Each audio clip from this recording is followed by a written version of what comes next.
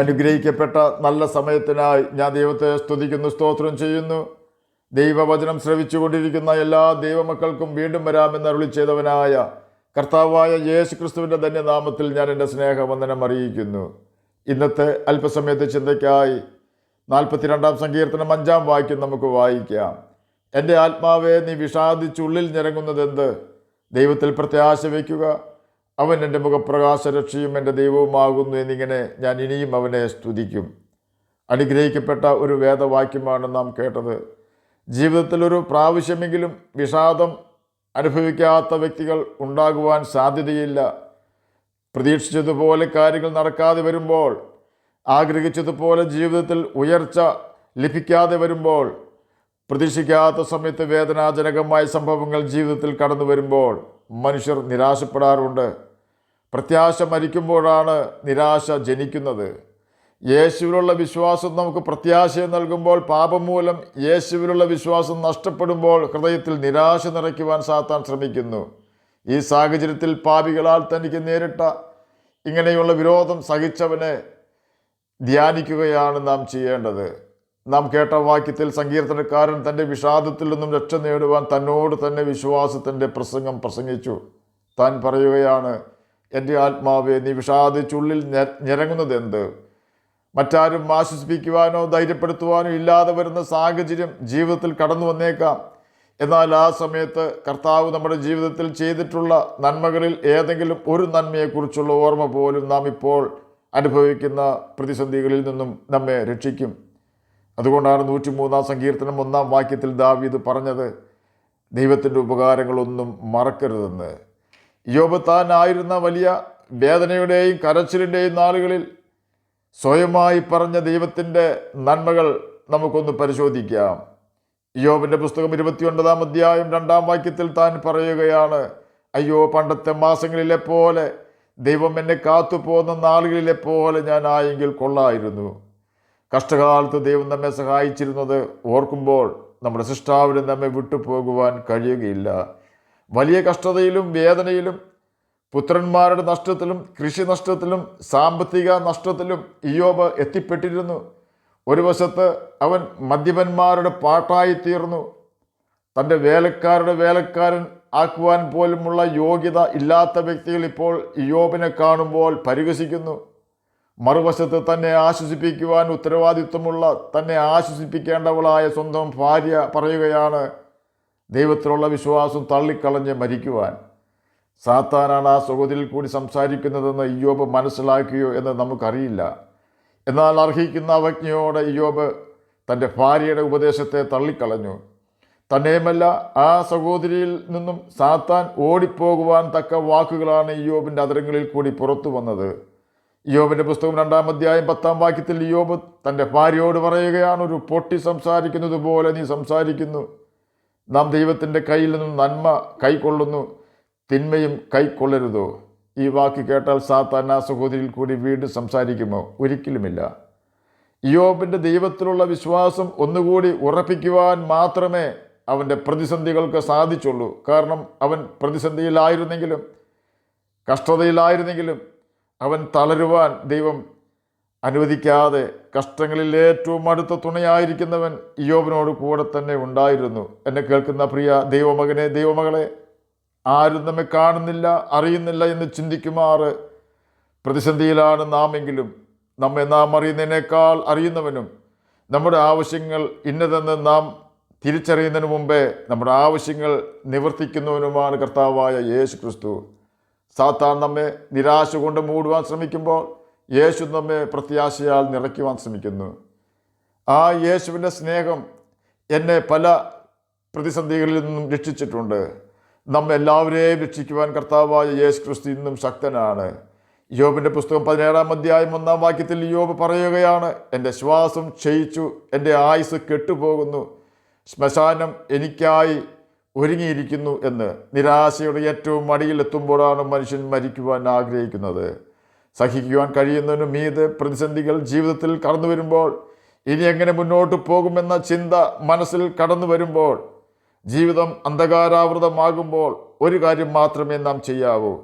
എല്ലാവരും കൈവിടപ്പെട്ടവനായ ശരീരം കീറി മുറിക്കപ്പെട്ടവനായ, തല അടികൊണ്ടും മുള്ളുകൊണ്ടും തകർക്കപ്പെട്ടവനായ, കാൽവരി ക്രൂശിൽ ഇരുകള്ളന്മാരുടെ നടുവിൽ അർദ്ധനഗ്നനായി ആകാശത്തിനും ഭൂമിക്കും മധ്യേ ക്രൂശിക്കപ്പെട്ട് തൂങ്ങിക്കിടന്നവനായ കർത്താവായ യേശു ക്രിസ്തുവിനെ ഓർക്കുക.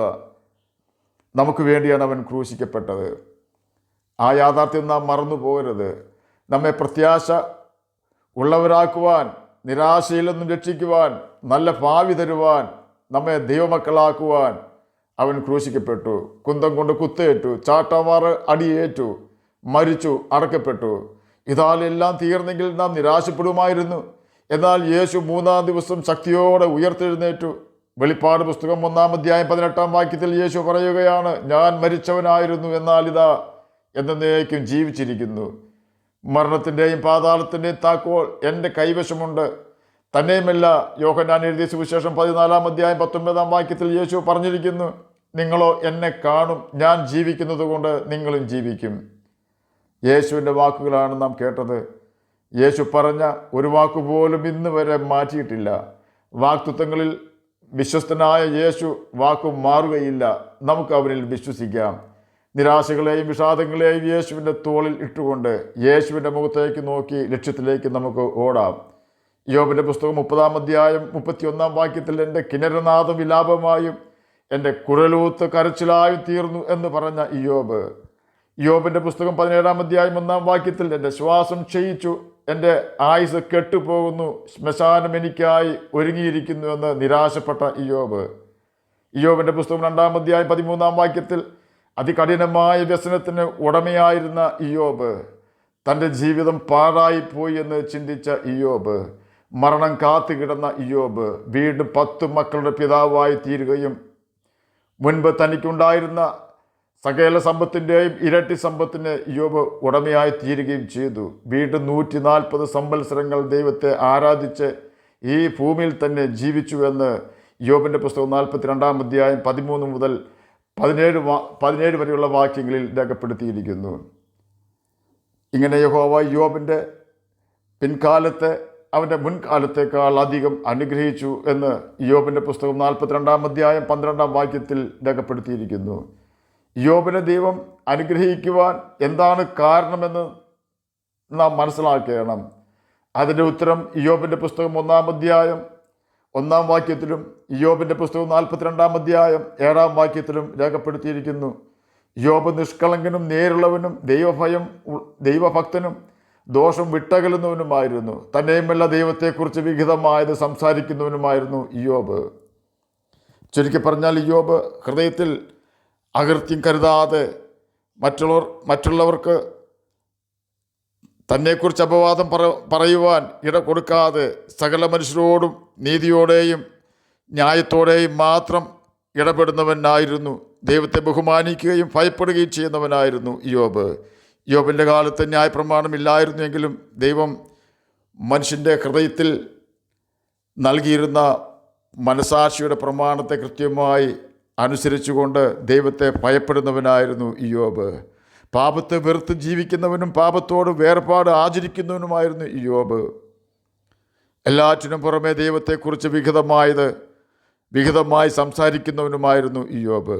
ദൈവം ഇയ്യോബിൻ്റെ സ്നേഹിതരോട് പറയുകയാണ്, എൻ്റെ ദാസനായ ഇയ്യോബിനെ പോലെ നിങ്ങൾ എന്നെക്കുറിച്ച് വിഹിതമായത് സംസാരിച്ചിട്ടില്ല. ഇവിടെ നാം ശ്രദ്ധിക്കേണ്ട ഒരു കാര്യം, ഇയ്യോബ് ദൈവത്തെക്കുറിച്ച് അനേക കാര്യങ്ങൾ പുകഴ്ത്തി പറയുന്നുണ്ട്. അതുപോലെ തന്നെ ഇയ്യോബിൻ്റെ സ്നേഹിതന്മാരും അനേക കാര്യങ്ങൾ ദൈവത്തെക്കുറിച്ച് പറയുന്നുണ്ട്. എന്നിട്ടും ദൈവം പറയുകയാണ്, ഇയ്യോബിനെ പോലെ നിങ്ങൾ എന്നെക്കുറിച്ച് വിഹിതമായത് അഥവാ എനിക്ക് പ്രസാദമുള്ള കാര്യങ്ങൾ സംസാരിച്ചിട്ടില്ല എന്ന്. എന്തായിരിക്കും അതിന് കാരണം? ഞാൻ എൻ്റെ വ്യക്തിപരമായ ആശയം ഇവിടെ പ്രസ്താവിക്കുകയാണ്. ഇയ്യോബും തൻ്റെ സ്നേഹിതരും ദൈവത്തെക്കുറിച്ച് പറഞ്ഞ കാര്യങ്ങൾ സത്യം തന്നെയായിരുന്നു. എന്നാൽ ഇയ്യോബ് ദൈവത്തെക്കുറിച്ച് പറഞ്ഞ കാര്യങ്ങളിൽ ദൈവം പ്രസാദിച്ചു. കാരണം ദൈവം പ്രസാദിക്കുന്ന ജീവിത രീതിയായിരുന്നു ഇയ്യോബിൻ്റേത്. എന്നാൽ അവൻ്റെ സ്നേഹിതന്മാർ ദൈവത്തെക്കുറിച്ച് പറഞ്ഞത് സത്യം തന്നെ ആയിരുന്നു എങ്കിലും അവർ ജീവിച്ചിരുന്നത് അവർക്ക് ബോധിച്ച വണ്ണമായിരുന്നു. ഇയ്യോബിൻ്റെ സ്നേഹിതന്മാർ അതുവരെയും കുറ്റം പറഞ്ഞുകൊണ്ടിരുന്നത് ദൈവത്താൽ സാക്ഷ്യം ലഭിച്ച പാപത്തെ വെറുക്കുന്ന ദൈവത്തിൻ്റെ മകനായ ഇയ്യോബിനെ എതിരെയായിരുന്നു. സ്തേഫാനോസിനെ കല്ലെറിഞ്ഞു കൊല്ലുവാൻ എല്ലാ ഒത്താശയും ചെയ്തു കൊടുക്കുകയും ദമസ്കോസിൽ ഉള്ള യേശുവിൻ്റെ ശിഷ്യന്മാരെ ആക്രമിക്കുവാൻ അതിവേഗം യാത്ര ചെയ്തുകൊണ്ടിരിക്കുകയും ചെയ്ത പൗലോസിനോട് യേശു പറഞ്ഞത്, നീ എന്നെ ഉപദ്രവിക്കുന്നത് എന്താകുന്നു എന്നാണ്. അതായത് യേശുവിൻ്റെ മക്കളെ ഉപദ്രവിച്ചാൽ യേശുവിനെ ഉപദ്രവിക്കുന്നതിന് തുല്യമാണെന്ന് സാരം. അതുപോലെ തന്നെ ദൈവം നീതീകരിച്ച ഇയ്യോബിനെ കുറ്റം പറഞ്ഞ് ദൈവത്തിൻ്റെ മുമ്പിൽ ആളാകുവാൻ നോക്കിയ ഇയ്യോബിൻ്റെ സ്നേഹിതന്മാരുടെ ഹൃദയത്തിലേക്ക് യഹോവയായ ദൈവം അഥവാ കർത്താവായ യേശു ക്രിസ്തു നോക്കിയപ്പോൾ കണ്ടത് പാപം നിറഞ്ഞ സ്വഭാവമുള്ള ഹൃദയത്തെ ആയിരിക്കുവാനാണ് സാധ്യത. അതുകൊണ്ട് തന്നെ കായിനിലും അവൻ്റെ യാഗത്തിലും പ്രസാദിക്കാതിരുന്ന കർത്താവ് ഇയ്യോബിൻ്റെ സ്നേഹിതരിലും അവരുടെ വാക്കുകളിലും പ്രസാദിച്ചില്ല എന്ന് ചിന്തിച്ചാൽ തെറ്റില്ല എന്ന് എൻ്റെ വ്യക്തിപരമായ അഭിപ്രായം.